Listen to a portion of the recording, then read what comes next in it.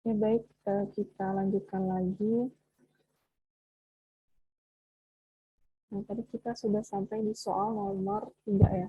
Di soal nomor 3.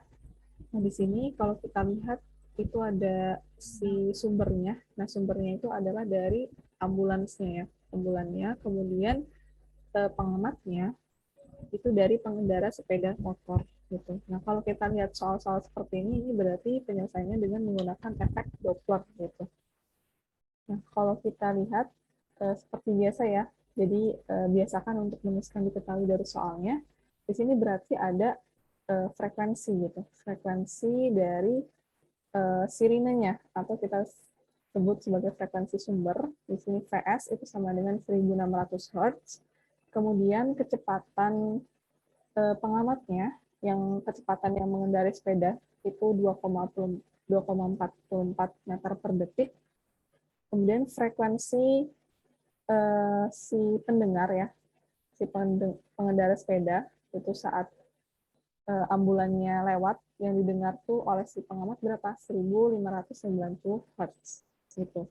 Kemudian nah di sini ada apa ya? Kalau masih ingat ya di efek Doppler itu kan ada kecepatan bunyi di udara gitu salah satu komponennya. Nah itu biasanya emang kadang nggak ditulisin di soal.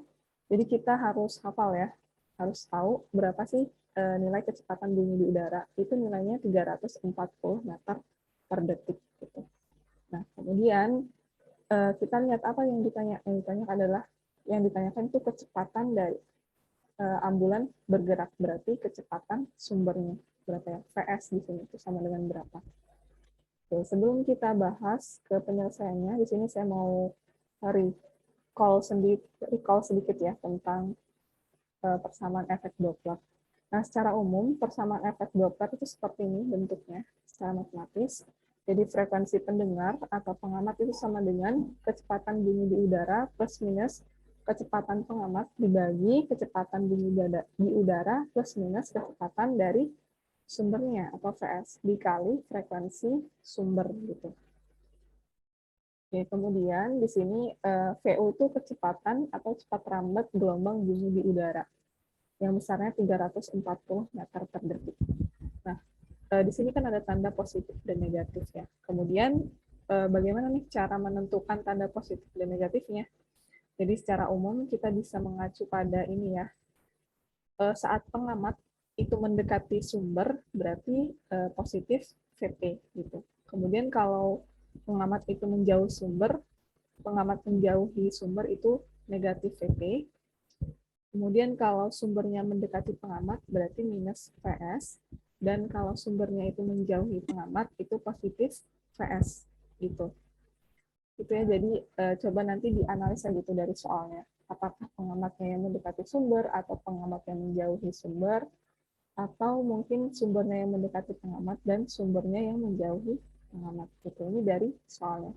Nanti saat kita mau menentukan tanda positif dan negatifnya, dan bisa melihat mengacu pada ini. Gitu. Kemudian, jika pendengarnya diam, berarti VP-nya itu sama dengan 0. Dan jika sumber bunyinya diam, berarti VS-nya itu sama dengan 0. Gitu. Oke, kalau gitu coba kita lihat untuk solusi dari soal nomor 3. Nah, di sini saya tulis lagi ya persamaan efek Dopplernya. Nah, kita mau analisa nih. Saya sudah tulis di sini tandanya positif VP dan positif VS gitu. Kalau kita lihat ya, berarti dari di soalnya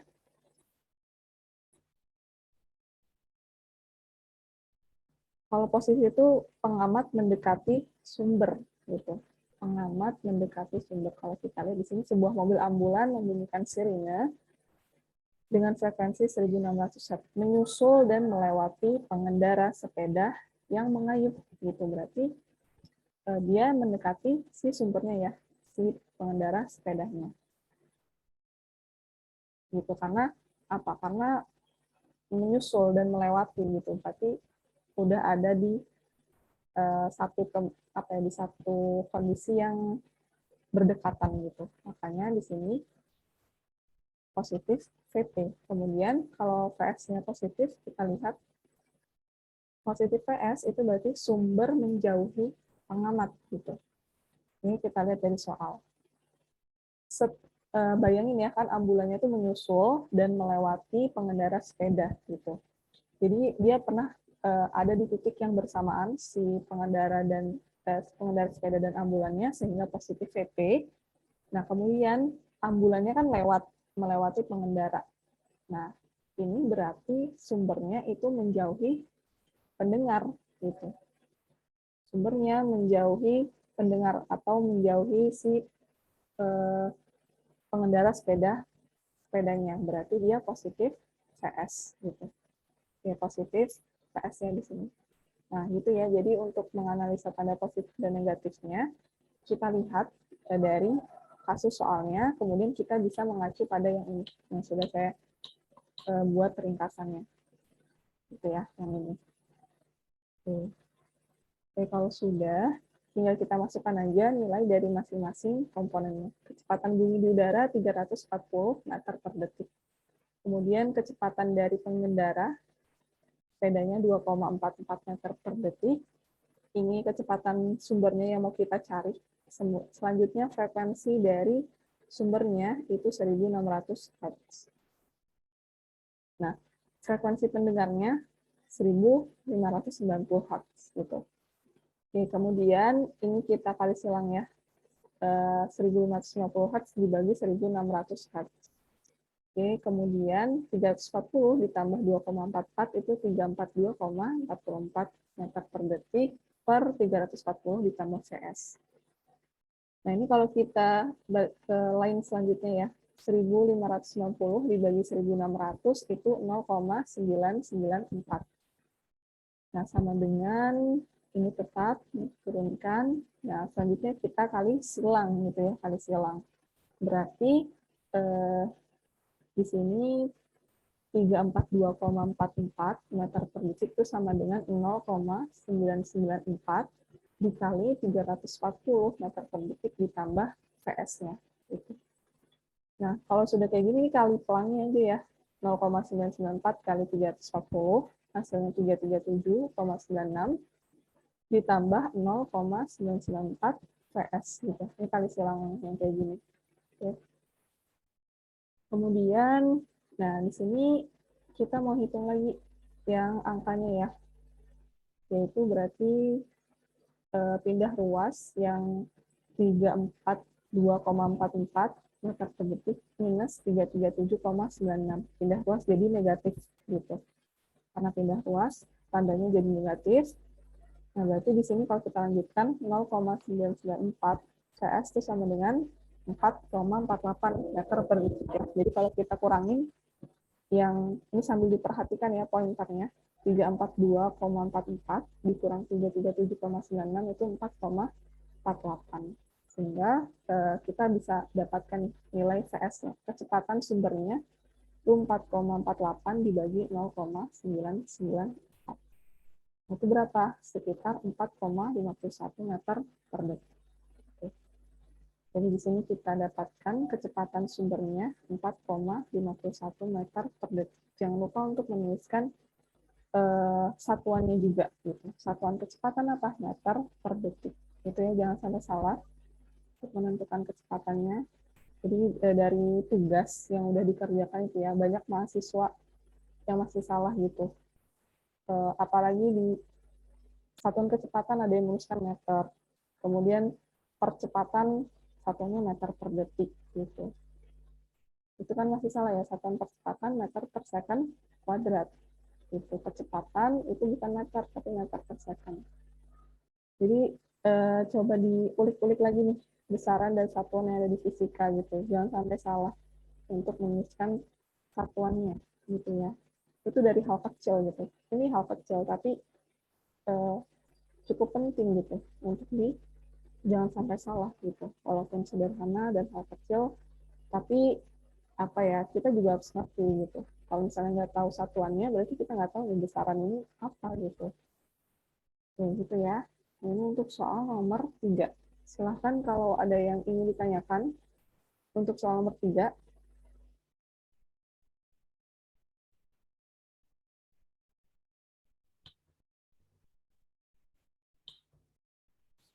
Gimana? Bisa untuk soal nomor 3? Lanjut, Kak. Kalau yang lain gimana? Bisa, Kak. Ini dari temennya bisa. Kalau yang lain?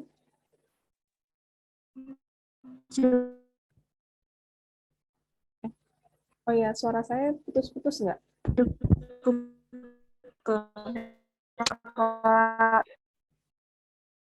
Bentar, sebelum kita lanjut, suara saya putus-putus nggak? Soalnya suara kalian putus-putus di tempat saya.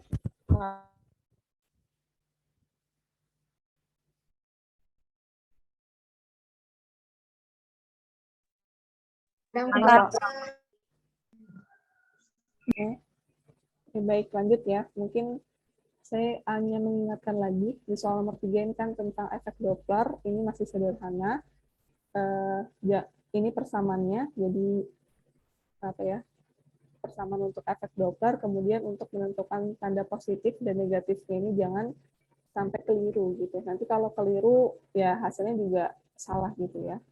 Jadi nanti dipelajari lagi, wanti-wantinya mungkin di tanda menentukan tanda positif dan negatifnya ini sih, untuk di kalau kasusnya tentang efek Doppler seperti ini gitu. Dan di apa ya, resikonya sama di selain tanda positif dan negatif sama disalah ngitung aja. Jadi perlu hati-hati ya dalam menganalisa tanda positif dan negatifnya dan menghitungnya gitu. Oke, kalau gitu kita lanjut ke soal nomor 4. Kita lihat di sini untuk soal nomor 4 diperhatikan. Jadi ada seorang berlari menuju ke sebuah tembok dengan laju 3 meter per detik sambil membunyikan trompet. Nah, bayangin ya, ada orang yang lagi niup trompet gitu.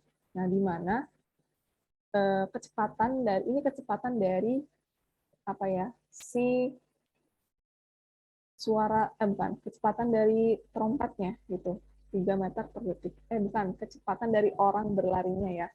3 meter per detik sambil membunyikan trompet dengan frekuensi 185 Hz gitu. Nah, frekuensi dari trompetnya. Nah, suara dari trompet yang menuju tembok akan dipantulkan kembali gitu. Jadi bayangin di sini ada orang, kemudian di depannya itu ada tembok gitu. Nah, anggap cepat rambat bunyi cepat rambat bunyi adalah 340 meter per detik. Nah, jadi di sini kalau kita tuliskan ya, kita tuliskan dulu, biasakan untuk menuliskan diketahui dari soalnya. Di sini kecepatan dari orangnya, V orang, kecepatan orangnya itu 3 meter per detik, karena orangnya ini berlari gitu. Kemudian frekuensi dari trompetnya itu sama dengan 185 Hz, dan cepat rambat bunyi di udara kita simbolkan sebagai V, itu sama dengan 340 meter per detik. Nah, yang ditanyakan apa?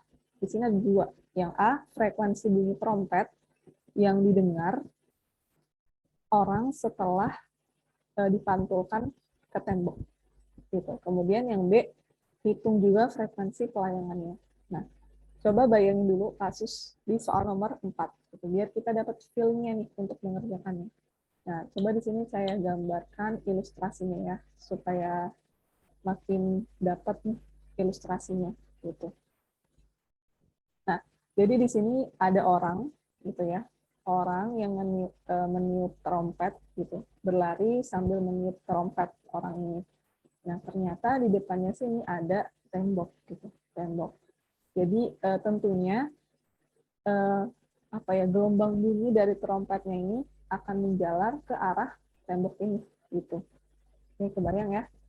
Nah, jadi untuk soal nomor 4 ini kita juga masih menggunakan persamaan efek Doppler. Hanya saja kalau sumbernya ini kan orang dan pengamatnya di sini tuh tembok kalau di soal nomor 4. Berarti tembok itu diam. Tadi kalau di soal nomor 3 pengamatnya itu pengendara sepeda dan dia bergerak ya, pengendara sepeda itu. Gitu, itu perbedaannya. Nah, selanjutnya di sini kita akan menggunakan persamaan efek Doppler. Sebenarnya kita analisa ya dengan menggunakan persamaan efek Doppler ini, frekuensi yang diterima tembok gitu. Jadi ini kan persamaannya VP itu frekuensi pendengar. Nah, di sini kan pengamatnya atau penerimanya itu adalah tembok. Nah, di sini kita tulis F1 ya. F1 itu sama dengan atau frekuensi yang diterima tembok itu sama dengan V plus minus 0. Nah, karena tembok itu diam, berarti kecepatan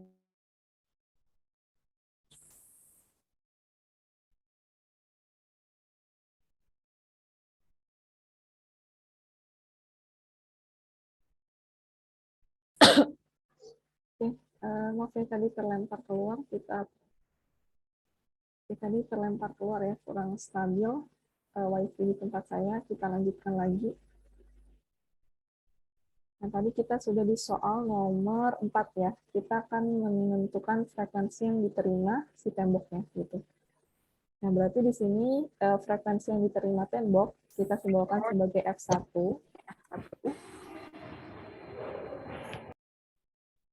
Nah, selanjutnya kita analisa dengan menggunakan apa namanya persamaan efek Doppler gitu. Nah, di sini V-nya plus minus 0. CP-nya ya, karena temboknya itu diam, kan dia nggak bergerak, berarti kecepatan dari temboknya itu atau VP-nya 0 nilainya.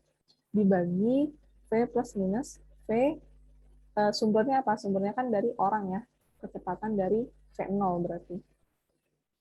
V0 tadi kita definisi, kita sepakati ya, di sini V0, kecepatan orang itu, bukan V0, VO, ya, VO, atau kecepatan dari orangnya yang meniup trompet.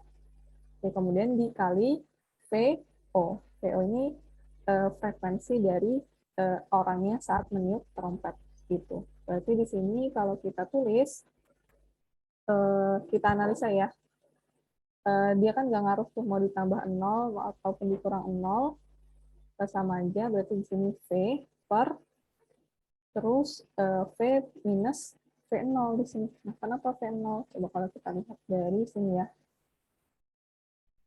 Minus, karena sumber mendekati pengamat.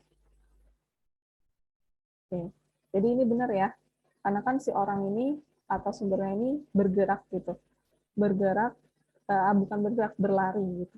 Berlari, sambil berlari meniup trompetnya. Nah, itu kan mendekati si tembok ini atau penerimanya atau pengamatnya lah. Nah, makanya tandanya negatif di sini. V minus V0, kemudian dikali VO. Oh ya, VO. Oke, ini untuk yang kondisi pertama. Nah, jadi kan yang ditanyakan adalah frekuensi bunyi trompet yang didengar orang setelah dipantulkan tembok gitu. Berarti kalau kita ilustrasinya seperti ini, ya, orang dia niup trompet. Nah, gelombang bunyi dari trompetnya itu bergerak ke arah tembok, kemudian dipantulkan si gelombang bunyi ini. Gelombang bunyi trompetnya dipantulkan tembok sehingga arahnya ke orang itu lagi gitu. Oke, kebayang ya, dipantulkan sehingga arah gerak dari gelombang bunyi trompetnya mengarah ke orangnya lagi gitu. Sehingga frekuensi yang diterima orang dari hasil pantulan oleh tembok ya, kita tulis di sini F2 gitu. F2 itu sama ya, kita analisa dengan persamaan efek Doppler V plus minus VO atau ya VO dari kecepatan orangnya dibagi V plus minus PS-nya, frekuensi sumbernya. Berarti di sini untuk kondisi yang kedua nih, jadi perhatikan pointernya, sumbernya sekarang dari temboknya ya, karena dipantulkan. Sumbernya ini temboknya, kemudian penerimanya si orang ini gitu. Karena sudah dipantulkan, sehingga bergeraknya gelombang bunyi ini ke arah orangnya. Kayak gitu. Berarti di sini sumbernya yang diam ya. Ya benar diam ya, karena dia tembok gitu. Tembokannya nggak bergerak, PS-nya 0 dikali frekuensi sumber. Nah, frekuensi sumbernya itu kan F1 ini gitu. Si F1 ini. Nah, kalau kita tulis lagi, berarti di sini kita analisa ya tanda positif dan negatifnya. Nah, di sini tanda positif VO. Kenapa VO? Kalau kita lihat di tadi, nah, di sini ya, VO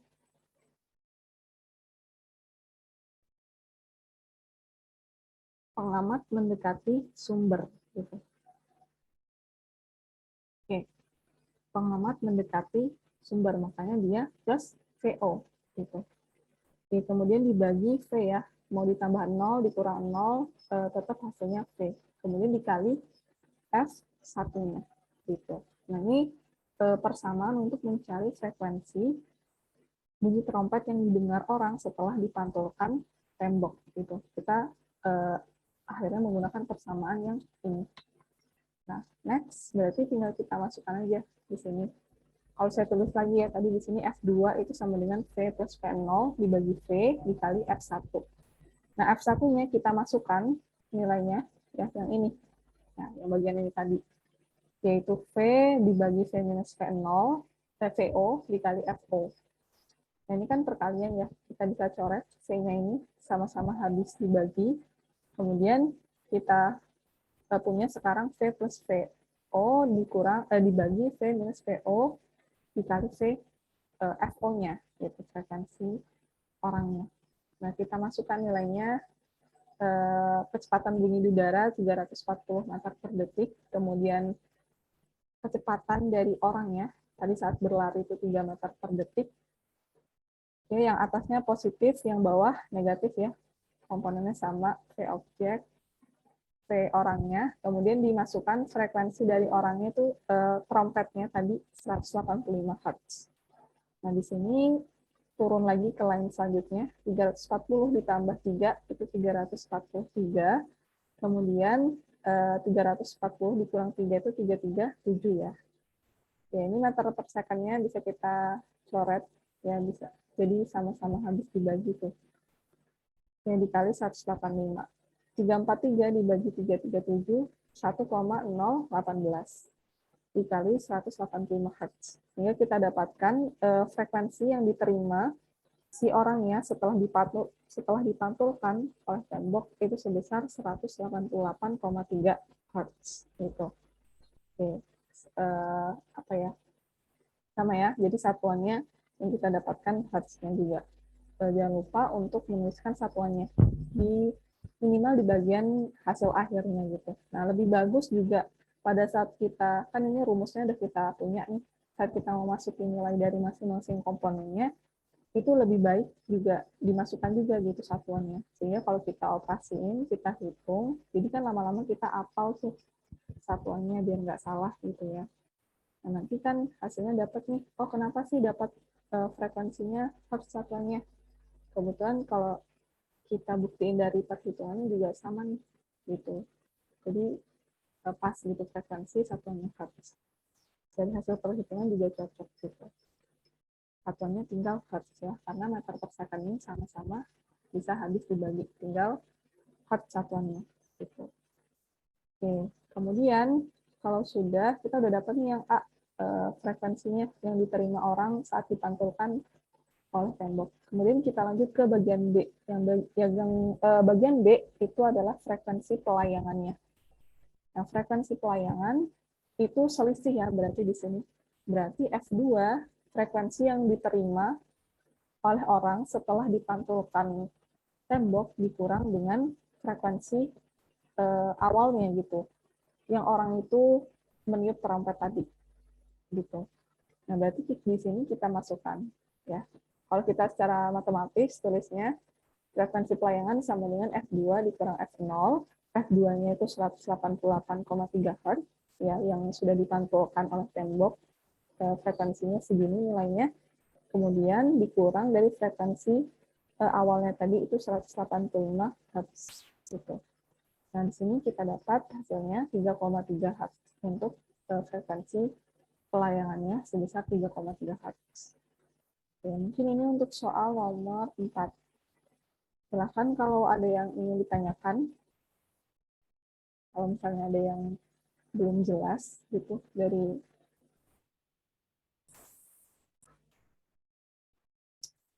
Oke, baik, kita lanjutkan lagi ya tadi di soal nomor 4. Nah, silakan kalau ada yang ditanyakan untuk soal nomor 4, kalau ada yang kurang jelas atau kurang paham.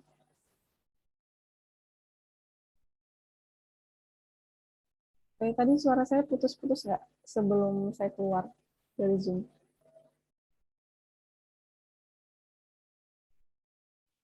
Iya, Kak, tadi terputus. Terputus. Oke. Tapi kalau sekarang, Udah enggak, Kak?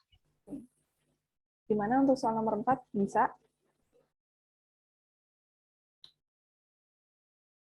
Gimana nih? Soal nomor 4 bisa nggak?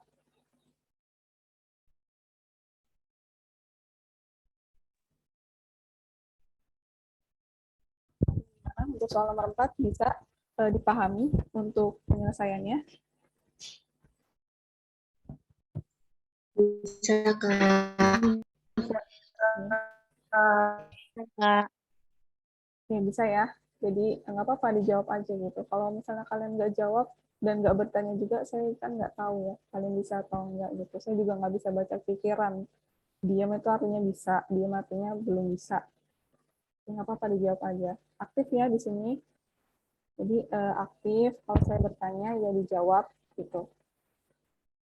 Kemudian saya kan cuma bertanya bisa atau enggak, paham atau enggak gitu ya. Saya nggak nanya, coba kamu turunin rumus ini, coba kamu sebutin rumus ini, itu kan enggak juga gitu loh. Jadi coba sih makin aktif di sini. Semakin ke sini makin aktif gitu.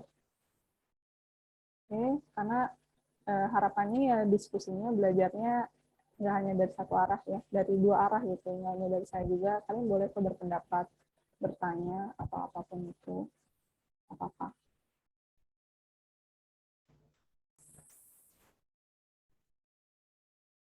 Ya baik, kita lanjutkan lagi. Kalau tidak ada yang ditanyakan dan bisa, kita lanjut ke soal nomor 5. Ya. Jadi soal nomor 4 ini masih tentang efek Doppler dan kasusnya beda ya dari soal nomor 3 tadi. Di mana di sini ada yang salah satunya pengamatnya atau penerimanya itu diam gitu. Jadi untuk soal nomor 4, silahkan bisa dipelajari lagi, karena ada dua kondisi ya tadi yang udah kita bahas gitu. Nah, jadi jangan sampai salah atau menganalisanya dari kasusnya gitu. Oke, lanjut ke soal nomor 5. Nah, perhatikan di sini untuk soal nomor 5. Nah, ini diperhatikan ya penyelesaiannya. Ini agak cukup panjang. Agak cukup panjang dan perlu analisa dan berpikir sedikit ya. Jadi jangan diperhatikan untuk soal nomor 5. Coba kita lihat soalnya. Ada dua gelombang menjalar pada tali yang sama dengan arah yang sama. Gitu. Jadi di sini diketahui ada dua gelombang yang menjalar pada tali yang sama. Yang pertama, untuk gelombang tali yang pertama itu Y1 sama dengan 4 mm sin 2πx minus 400 pt. Kemudian untuk gelombang tali yang kedua, itu sama dengan 400 mm sin 2πx minus 400 pt ditambah pi per 4. Nah, di sini kan kita tahu ya, dengan arah yang sama. Berarti dia sama nih. Nah, untuk kebetulan di soal nomor 5 ini, yaitu sinus dua-duanya. Ya, persamaan fungsi gelombang sinus. Oke, kemudian yang ditanya apa? Berapa amplitudo dari kedua gelombang tersebut? Gitu. Oke, jadi di sini coba kita tuliskan ya. Seperti biasa, menuliskan diketahui dari soalnya.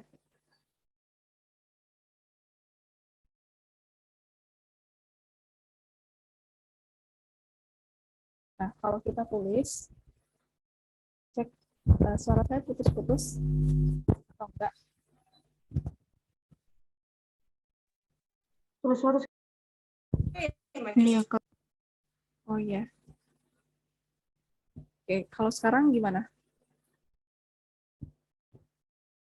Putus-putusnya banget atau enggak? Masih, Kak. Masih?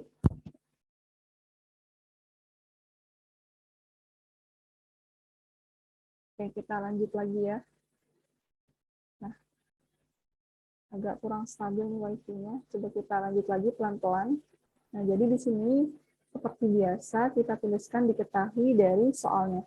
Ya, berarti di sini diketahui Y1-nya itu kan 4 mm sin 2πx minus 400 pt ya. Y2-nya. Jadi di sini fungsi gelombangnya itu sebagai fungsi waktu. Gitu. Jadi ada komponen T-nya. Jadi Y2 X, T sama dengan 4 mm sin 2πx minus 400 pt plus pi per 4 gitu. Nah, secara umum persamaan fungsi gelombang itu seperti ini ya. Jadi ada komponen amplitudonya, itu yang bagian ini. Kemudian ada komponen K atau bilangan gelombang ya, yang dia berpasangan dengan X, itu biasanya bilangan gelombang atau K-nya. Kemudian ada omega atau frekuensi sudut, itu pasangannya dengan waktu gitu, jadi omega T. Jadi ini omega gitu. Kemudian ada sudut fasa atau phi gitu ya. Nah, jadi itu jadi kalian harus tahu komponen yang ada di persamaan fungsi gelombang. Nah, kemudian kalau kita tuliskan berarti di sini amplitudo ya. Amplitudo itu kita simbolkan sebagai A. Nah, kebetulan sama nih untuk dua gelombang. Amplitudo 1 dan amplitudo 2 itu 4 mm. Kemudian bilangan gelombangnya juga sama. K1, K2-nya itu 2pi. Dan frekuensi sudutnya atau omeganya dari persamaan 1 dan 2 juga sama, yaitu 400 pi, minus 400 pi gitu. Kemudian phi-nya, nah sudut fasanya yang ada tuh hanya di persamaan yang kedua. Yang persamaan 1 nggak ada, berarti di sini phi 2 ya, phi 2 sama dengan pi per 4. Nah, yang ditanyakan adalah amplitudo kedua gelombang. Berarti di sini kita harus hitung nih, karena ada dua gelombang yang digabungkan jadi satu, berarti dijumlahkan nanti untuk persamaan dua gelombang ini. Nah, coba kita lihat penyelesaian dari soal nomor 5. Ya, kita lihat. Di sini saya tulis lagi persamaan gelombangnya Y1 dan Y2 yang dari soal. Nah, karena yang ingin dicarikan amplitudo kedua gelombang, berarti gabungan dari dua gelombang ini ya, sehingga superposisinya yaitu Y1 ditambah Y2, gelombangnya ini kita jumlahkan. Nah, jadi kalau saya tulis lagi, Y1-nya kan 4 sin 2πx minus 400 pt ditambah 4 sin 2πx minus 400 pt plus pi per 4. Nah, kemudian karena di sini amplitudonya sama besar ya, 4 nilainya, jadi bisa kita keluarkan. Nah, itu sama, kalau bisa saya tulis seperti ini, 4 sin 2πx minus 400 pt ditambah sin 2πx minus 400 pt plus pi per 4. Nah, di sini nggak bisa langsung kita jumlahkan, gitu ya. Walaupun udah sama-sama sin, ini nggak bisa kita jumlahkan. Jadi untuk menjumlahkannya seperti apa? Kita lihat atau kita lihat dari trigonometri gitu. Kalau misalnya ini misalnya A ya, ini sambil dilihat ya pointernya. Ini komponen yang A, kemudian yang sebelah sini komponen B. Jadi ini kan sama aja sin A ditambah sin B. Kalau kita lihat dari trigonometri, sin A ditambah sin B itu sama dengan 2 sin setengah dikali setengah A plus B dikali cos setengah A minus B. Nah, gini aturan penjumlahannya gitu, di trigonometrinya. Ini contoh kasus sinus dengan sinus. Nanti beda lagi kalau misalnya sinus dengan cos atau yang lainnya gitu ya. Jadi kalau misalnya ada yang penasaran atau emang udah tahu ya, ini soalnya juga udah pernah kita dapetin di SMA untuk sifat trigonometri penjumlahannya. Nah, ini kasusnya di soal nomor 5 ini sinus ya, sinus A ditambah sinus B. Berarti bisa kita hitung dengan ini 2 sin setengah A plus B dikali cos setengah A minus B. Gitu. Oke, berarti kalau kita lihat di sini, nah ini saya tulis lagi ya, Y itu sama dengan 4 sin 2πx minus 400 pt ditambah sin 2πx minus 400 pt ditambah pi per 4. Nah, berarti di sini Yang ini ya, yang sambil dilihat ya pointernya, yang bagian ini komponen A, kemudian yang sebelah sini komponen B.